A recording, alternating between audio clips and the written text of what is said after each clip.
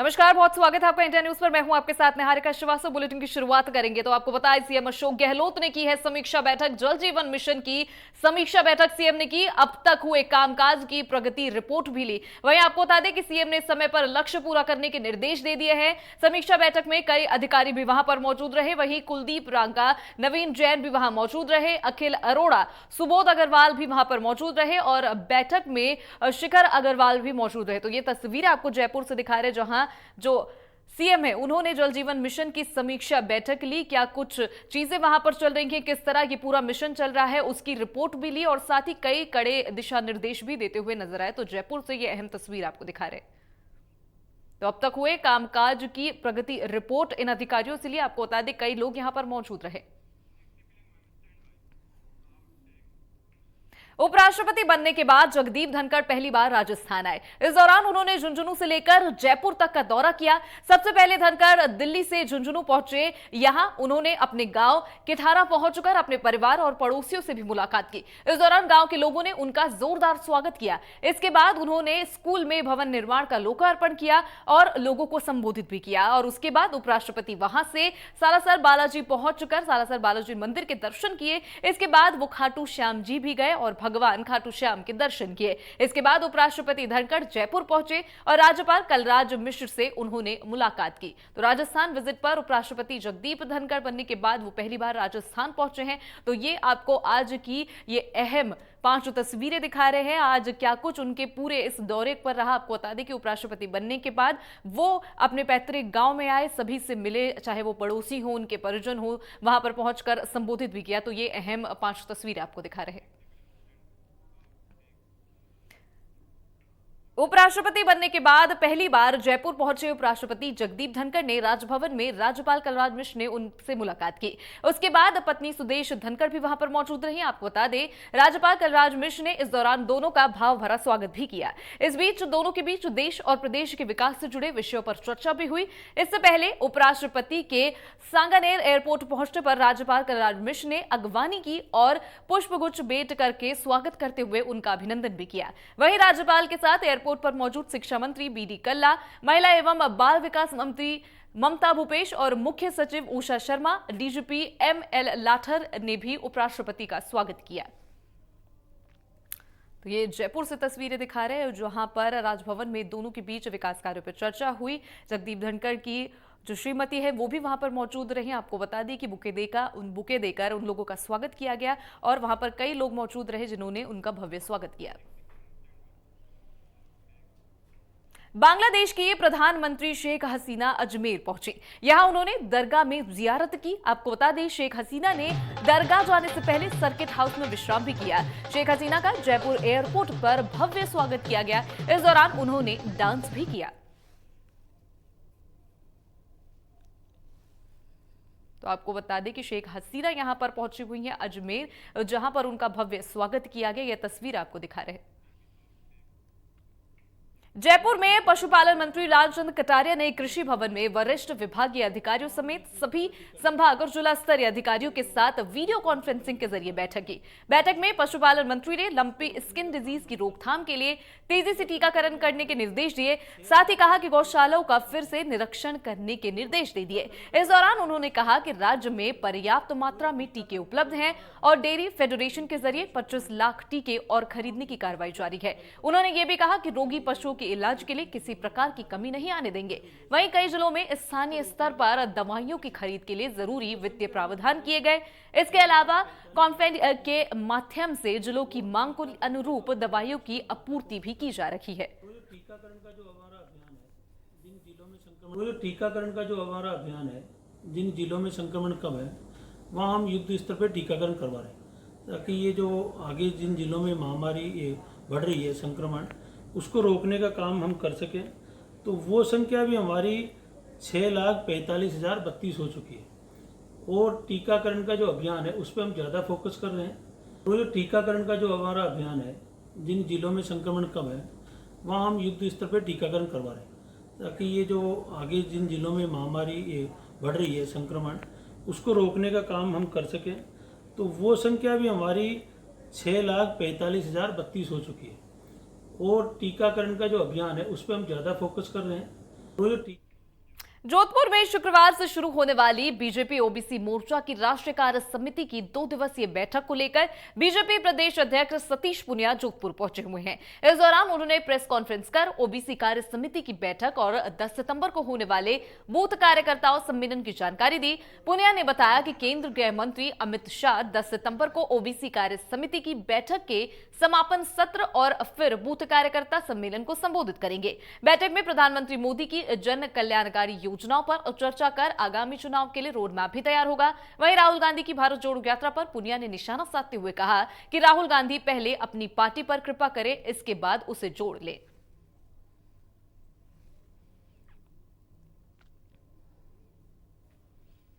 ऐसे कुछ नीतिगत चीजें हैं, कुछ भविष्य का रोड मैप है, उस पर अन्य पिछड़ा वर्ग का जो हमारा मोर्चा है वो उस पर पूरी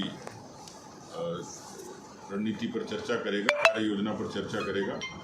श्रीमान के लक्ष्मण जो राज्यसभा के सांसद भी अभी निर्वाचित हुए हैं और सौभाग्य से उस नाते वो पार्टी के संसदीय दल के भी सदस्य हैं, तो के लक्ष्मण जो तेलंगाना से आते हैं वो ओबीसी मोर्चा के अध्यक्ष हैं, उनकी अगुवाई में ये बैठक होगी।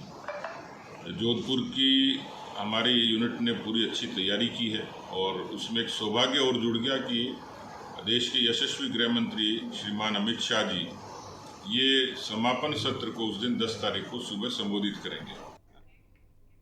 आगे बढ़ेंगे। भरतपुर में शहरी क्षेत्र के लोगों को रोजगार मुहैया कराने के लिए इंदिरा गांधी शहरी रोजगार योजना का कल शुभारंभ होगा। इस योजना के लिए शहरी बेरोजगार लोगों के पंजीयन का कार्य प्रगति पर है। बड़ी संख्या में महिलाओं ने जॉब कार्ड बनवाया है। इस योजना के लिए पंजीयन का कार्य भी किया गया। हालांकि नगर निगम के पंजीकरण लोगों में से हाल फिलहाल करीब 40% लोगों ने काम मांगा है।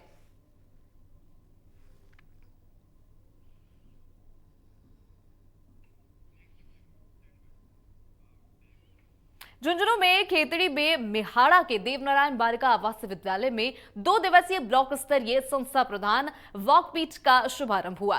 इस सीएम सलाहकार और स्थानीय विधायक जितेंद्र सिंह मुख्य अतिथि के तौर पर कार्यक्रम में मौजूद रहे।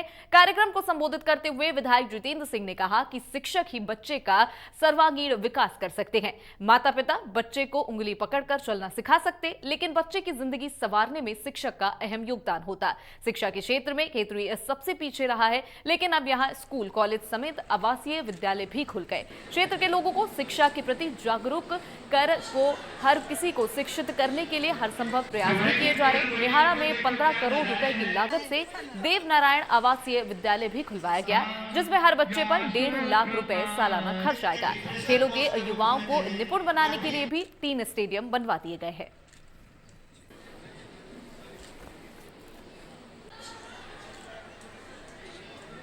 जयपुर में ओबीसी आरक्षण बहाल करने की मांग को लेकर 20 सितंबर को जनतांत्रिक युवा मोर्चा अन्य संगठनों के विधानसभा का घेराव करने की चेतावनी दी। वहीं लंपे वायरस को लेकर सरकार के प्रति गाय के अनुसार 50,000 का मुआवजा देने की भी मांग की है।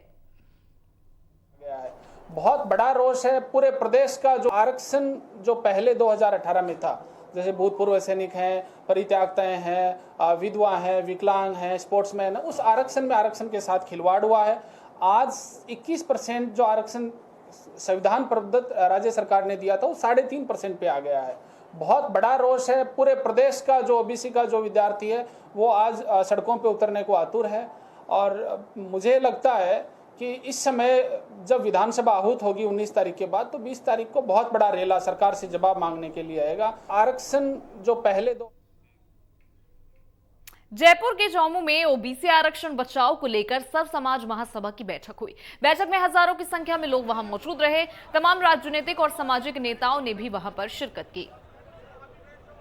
समर्पण द्रोणाचार्य इंस्टीट्यूट आज के लोग अरे उनसे जानिए समझिए रूप से उपस्थित होना ही इस लड़ाई को। और तो चौमू से तस्वीरें आपको दिखा रहे जो सर्व समाज महासभा ने बैठक की। कई अहम लोग यहां पर मौजूद है। ओबीसी आरक्षण बचाओ बैठक हुई है। आप ये तस्वीरों में देख सकते हैं भारी मात्रा में लोग वहां उस बैठक में शामिल हुए। रूप से उपस्थित होना ही इस लड़ाई को। तो वहां कार्यकर्ता भी मौजूद रहे। आपको बता दें बैठक में हजारों लोग मौजूद रहे। आपको बता दें एक तरह की रैली भी निकाली गई और साथ ही ये बैठक भी रखी गई ओबीसी आरक्षण बचाओ को लेकर ये पूरी बैठक हुई और सर्व समाज महासभा ने ये पूरी बैठक की, जिसमें कई अहम लोग मौजूद रहे। साथ ही हजारों की संख्या में लोगों ने भी इसमें भाग लिया। समर्पण द्रोणाचार्य इंस्टीट्यूट आज के लोग अरे उनसे जानिए समझिए रूप से उपस्थित होना ही इस लड़ाई को और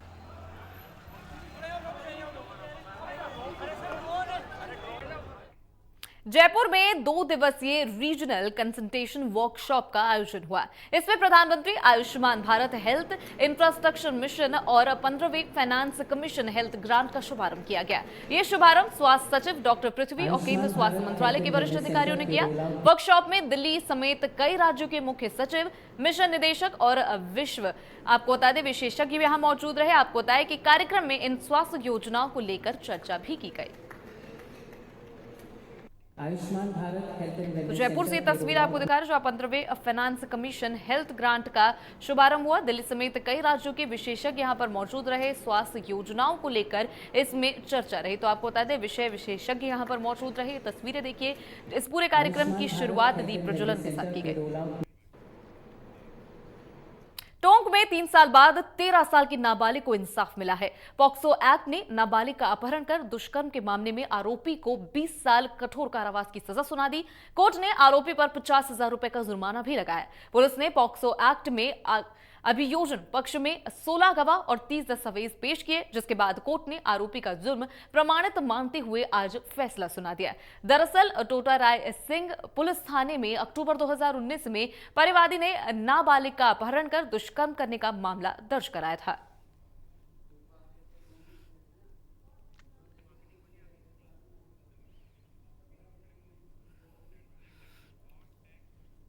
अजमेर के रामगंज थाने में एक युवती ने लेन देन के चलते रस्सी से गला घोंटकर अपनी ही दोस्त की हत्या कर दी। हत्या के बाद वो पाली अपने परिचित के यहां चली गई। युवती ने जब पूरा कांड अपने परिचित को बताया तो वो सुनकर हैरान रह गया, जिसके बाद परिचित ने पुलिस को फोन कर कमरे में लाश के पड़े होने की सूचना बता दी, जिसके बाद मौके पर पहुंची पुलिस ने शव को कब्जे में लेकर उसका मुआयना किया। आपको बता दें और एफएसएल की टीम मौके पर बुलाकर सबूत जुटाए गए। इसके बाद पुलिस ने हत्यारी युवती को भी डिटेन किया है और कातिल युवती से पूछताछ भी शुरू कर दी है।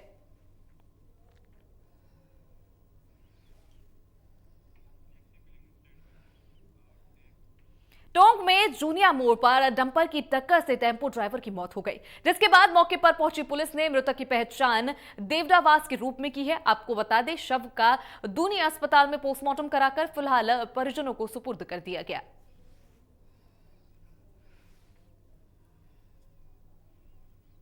तो डंपर की टक्कर से टेम्पो ड्राइवर की मौत हो गई। पुलिस ने मृतक का पोस्टमार्टम करवा लिया। आपको बता दें पोस्टमार्टम के बाद परिजनों को शव भी सौंप दिया गया। टोंक से ये खबर आपको बता रहे।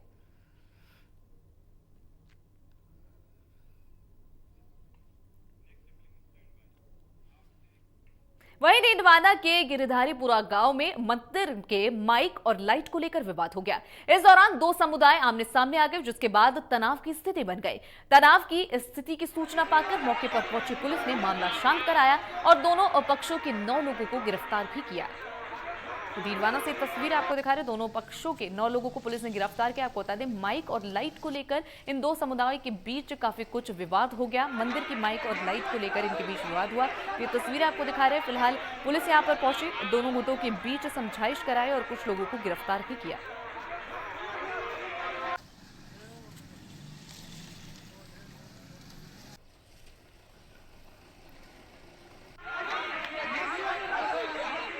तो दोनों पक्षों के 9 लोगों को पुलिस ने गिरफ्तार किया है। माइक की मंदिर जो आपको बता दें माइक और लाइट को लेकर दोनों समुदाय आमने सामने आ गए, दोनों के बीच में झड़प नजर आई। तो ये तस्वीर आपको दिखा रहे हैं। तो दोनों समुदाय के 9 लोगों को पुलिस ने उस मौके से गिरफ्तार किया।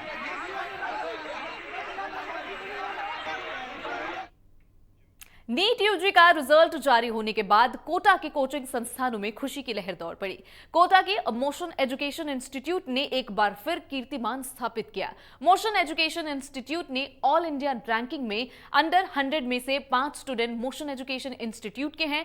मोशन एजुकेशन इंस्टीट्यूट द्वारा आज सभी प्रतिभावान बच्चों को उनकी कामयाबी की बधाई दी गई और इंस्टीट्यूट के बाहर जमकर आतिशबाजी भी हुई। बच्चों ने बेहतर रिजल्ट लाकर एक बार फिर साबित कर दिया कि कोटा के कोचिंग इंस्टीट्यूट पूरे देश में नंबर 1 हैं।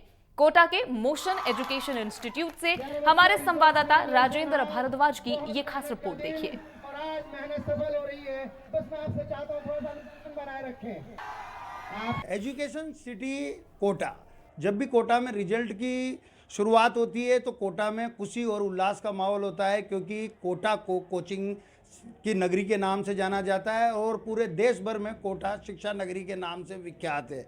आज फिर रिजल्ट आया है नीट यूजी का और यहाँ पर बच्चों ने बेहतर से बेहतर रैंक हासिल की है। अगर बात की जाए, अमित वर्मा सर से बात करेंगे। सर, किस तरह का सर मोशन ने सर इस बार उपलब्धि हासिल की है? सर, बहुत सारे डॉक्टर दिए हैं देश को और बड़े गर्व का अनुभव होता है मेरी और मेरी टीम की मेहनत पे, और आपका ही माध्यम मिला प्रचार के ताकि हम अपनी बात लोगों तक कह सकें। तो मैं दर्शकों को बताना चाहता हूं कि 100 में से सर अपनी टॉप 5 रैंक्स हैं। टॉप 5 रैंक में मैं बताना चाहता हूं 27, 49, 84, 36 और 90 रैंक हैं अंडर 100 सर। और इसके अलावा सर बहुत सारे डॉक्टर्स, जैसा आप जानते हैं यहाँ तो गली गली मोहल्ले में अगर कोटा का तो पानी ऐसा है कि अगर यहाँ पर बच्चा ढंग से हमारे कहने अनुसार चल ले, आखिरी दिन तक क्लास अटेंड कर ले, तो उसके सिलेक्शन को कोई रोक ही नहीं सकता। उसके अलावा बहुत सारे डॉक्टर्स यहाँ पर हमने बनाए। देखो, ये अमित जी थे जो यहाँ पर अपनी खुशी जाहिर कर रहे थे। केक सेरेमनी करी गई है और केक काटा गया है, और साथ में ये बच्चे हैं जिनको माला पहनाकर जो भावी जो डॉक्टर हैं देश के, वो हमारे साथ मौजूद है। उनसे बात भी करना चाहेंगे। क्या नाम है आपका? मेरा नाम रवि लवंशी है। रैंक हासिल की है, किस तरह का कैसा लग रहा है? क्योंकि कोटा ने बहुत प्यार दिया है, सम्मान दिया है। हम देख रहे थे बाहर सारे बच्चे उत्साह से नाच रहे थे, आप लोगों को मोटिवेट कर रहे थे। और यस सर, इस बार जो मेरा नीट का स्कोर है वो 661 है और जो ऑल इंडिया रैंक है 2598 है। कैसा लग रहा है? सर, अच्छा ही लग रहा है। ऑब्वियसली इतना टाइम हो गया, कब से सोच के रखा था कि इस दिन का इंतजार होगा, आज उसी जगह पे खड़े हुए हैं, तो अच्छा लग रहा है सर। आंखें थोड़ी नम सी हो गई है। यस सर, वो थोड़ा सोच रहे कि कैसी जर्नी थी अभी तक की और आज ये एंड होने वाली, तो उसी को सोच करके कि कितना स्ट्रगल और आज इस जगह पे आए, तो वही था सर। 10th में फेल हो गए थे सर, और अब मैथ्स में, और अभी आज इस जगह पे खड़े हैं तो खुद को ही लग रहा है कि कुछ किया है सर। देखो, कितनी बड़ी बात है कि इन बच्चों से प्रेरणा भी लेनी चाहिए। प्रेरणा ये कि जो बच्चा 10th में फेल हो गया था, वो देखिए आप देश का भावी डॉक्टर बनने वाला है। ये है शिक्षा नगरी कोटा का चमत्कार, क्योंकि यहाँ पर जब आदमी आता है तो अपना बेहतर भविष्य बनाने के लिए कोटा पहुँचता है, और कोटा बेहतर भविष्य के लिए ही जाना जाता है। इनके पेरेंट्स भी हमारे साथ हैं। निकिता के पेरेंट्स हमारे साथ मौजूद हैं, उनसे बात करना चाहेंगे। काफ़ी भावुक क्षण है अभी इस समय का, और काफ़ी सम्मान मिला है। और बच्चों की इस प्रतिभा को किस तरह से देखती हैं आप? नमस्कार जी, मैं बहुत अच्छे से देखती हूँ बच्चों की। हर बच्चे में मुझे अंकिता ही नज़र आ रही है आज तो। मुझे तो किसी बच्चे की तरफ देखती हूँ तो ये लगता है कि सभी अंकिता जैसे क्यों लग रहे हैं, क्योंकि सब एक से बढ़कर एक अच्छी रैंक लेके आए हैं। अंकिता ने भी 2287 रैंक ली है ऑल इंडिया में, और कैटेगरी रैंक ली है उसने 1324। तो वो मतलब इतनी खुश है कि मतलब वो बोल रही है कि मैं घर में चलूँ घूमूँ, वो भी नहीं हो पा रहा है मेरे से।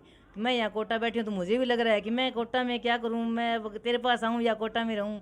मतलब हम कुछ कह सुन भी नहीं सकते किसी से। देखो, ये माँ है और माँ बहुत भावुक होती है, क्योंकि हर बड़ी जो चीज़ होती है और संस्कारों की जो प्रेरणा होती है उसको माँ से ही मिलती है। तो कहीं ना कहीं बेहद खास दिन है। उनके पिता भी साथ में मौजूद है। सर, ये पल कैसा लग रहा है, कैसा महसूस हो रहा है? कोटा में काफ़ी मान सम्मान मिला, बिटिया ने नाम रोशन किया। हमारी बिटिया ने बहुत बड़ा नाम रोशन किया है। वो शरीर से भी अच्छी तरह ठीक नहीं रहती हैं, उनको माइग्रेन तक की शिकायत है, फिर भी उन्होंने संघर्ष नहीं छोड़ा, तो वो इस स्टेज पर पहुँची हैं। कोटा में एजुकेशन को लेकर किस तरह का माहौल बिटिया ने बताया वहाँ जाकर? बताना क्या है जी, बिटिया के साथ ही रहते हैं, हम यहीं रहते हैं, कभी कभी घर जाते हैं, कभी और ज़्यादा टाइम बिटिया के साथ ही बिताया है।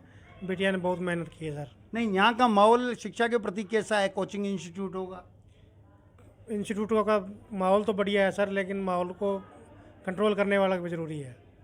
बिल्कुल, बहुत खास बात है, क्योंकि माहौल बहुत अच्छा है और बेहतर बच्चों को भविष्य देने के लिए यहाँ के कोचिंग संस्थान लगातार काम कर रहे हैं। देश को भावी डॉक्टर देने का जिम्मा कोटा का है। कैमरामैन विक्रम सिंह चौहान के साथ राजेंद्र भारद्वाज, इंडिया न्यूज, कोटा।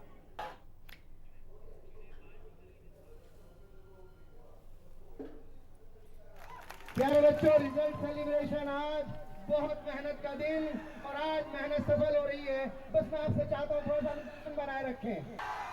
आपके नागौर के डीडवाना में सैनिक की मां के साथ धोखाधड़ी का मामला सामने आया। शातिर ने खाली चेक से सैनिक की मां से 2,57,500 रुपए ठग लिए। पीड़िता ने आरोपी पर 1,50,000 रुपए उधार लेने का भी आरोप लगाया। पीड़िता सैनिक की मां ने थाने में आरोपी के खिलाफ शिकायत दर्ज कराई है, जिसके बाद पुलिस ने मामला दर्ज कर जांच अब शुरू कर दी है।